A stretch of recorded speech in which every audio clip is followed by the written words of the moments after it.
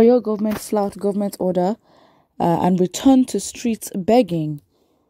Beggars in Ibadan have reportedly returned to Mokola roundabouts and other places where they initially occupied in the city before they were relocated by the Oyo state government. Many of the beggars were seen sitting down while some of their children were playing at Mokola roundabout a few days after the state government moved them to a special facility. The beggar spokesperson Sir ong RòUßL told Vanguard News that his people did not reject the state government's offer to take them off the streets to a special facility. He, however, lamented that it restricted their freedom. What? My people are complaining that their freedom is restricted. Why some people have not gone is that they're blind and they need assistance before they can go there. But they promised to go there tomorrow.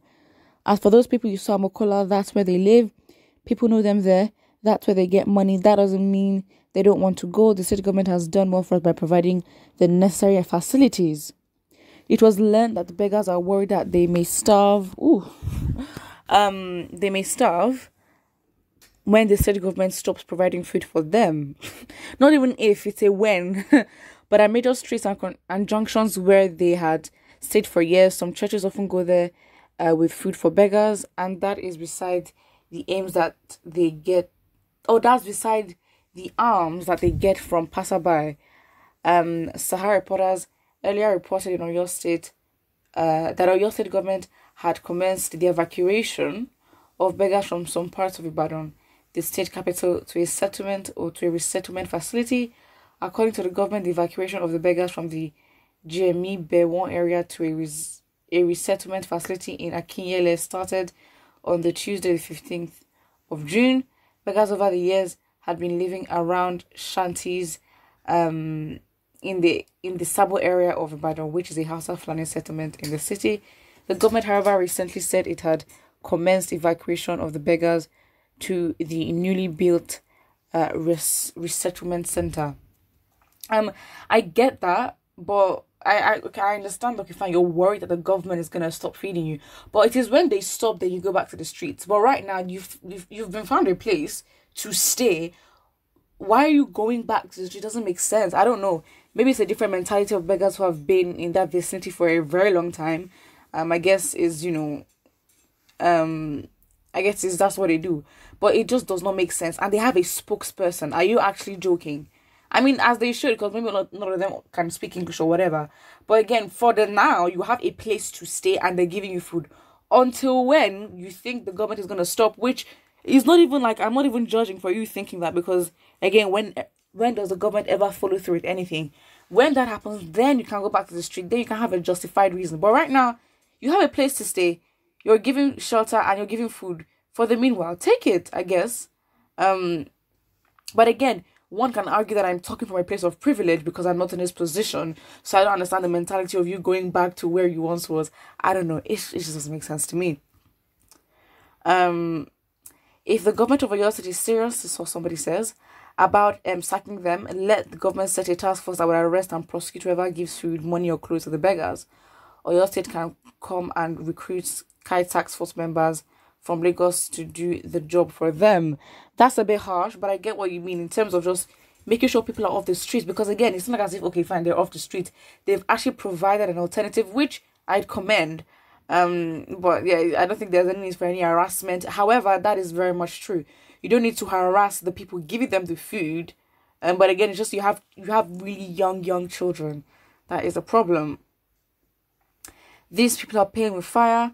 They think they're in the north, or that the government belongs to APC. They should better leave before they're all sent back to where they came from by force. And before you attack me, majority of them are Amajuris. Again, this is a generalization, which is, you can say being a Nigerian, it is a pretty much accurate assumption. Not all of them are, but to a large extent, yes, they are. But still, I don't know. They've been given an alternative. So again, it doesn't still make sense as to why they'd not take that. They'd not necessarily go with that, what they're given. I mean, am I making sense? Just like the husband, they have a gazette for the begging route, and Oyo State is included. This is not good. But I mean, at this point, they might have to do that. They might have to just force them out of it. I'm like, real, if you're not in the settlement, you are in prison or something. Just, I mean, it's harsh, but again, it's like, it's not like as if they have not provided an alternative. You just cannot be on the streets. It is not normal. Again, it's, yeah, it shouldn't be. Somebody here says, use Govabasky style, set up mobile court, give them fine or send them to jail if they are unable to pay. Pay for what? Okay. For some of them, it's traditional, religion, and economical. If they will not abide by the rules, send them back home. That is it. That is it. I mean, again, I don't know. Because again, it's like, okay, I know that, okay, fine, it's a bit insensitive, but beggars really cannot be choosers. And you've been given an alternative place to stay with food in the meanwhile. Just take it. Like, when does the government ever do anything nice or anything? So just take it. You have a place. I mean, come on now. Come on now. It just seems a bit like, okay, fine, you know. Because again, it's like them. It seems as if they think they have a choice, but you really don't, because the choice that you think you have is not normal, because you should not be on the streets anyway. It's not a normal place to be in. Somebody here says, send them to where they come from. Let their government take care of them. I mean, look at how we're like, send them to... because again, you only say these statements when you know that these people are not from your state. And again, with the majority of them, we can safely assume could be Amajuris, you know.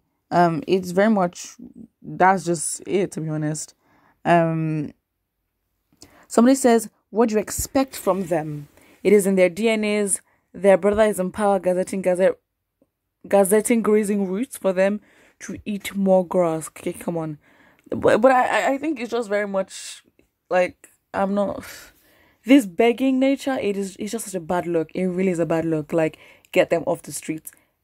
I'm repeating myself, but that's just what it is. It's not even as simple. There's no need to analyze. The fact is that the government has provided an alternative, and they should just go with that. They have no choice. I mean, it's not their... again, it's not their home state, so they might have to abide by, you know, these guidelines given to them. In fact, it's even nice that the home state is hosting, you know, other state indigents and using funds of taxpayers of that state, like example, like transfer payments, to basically help these people. And you know, you cannot do that. You really cannot do that.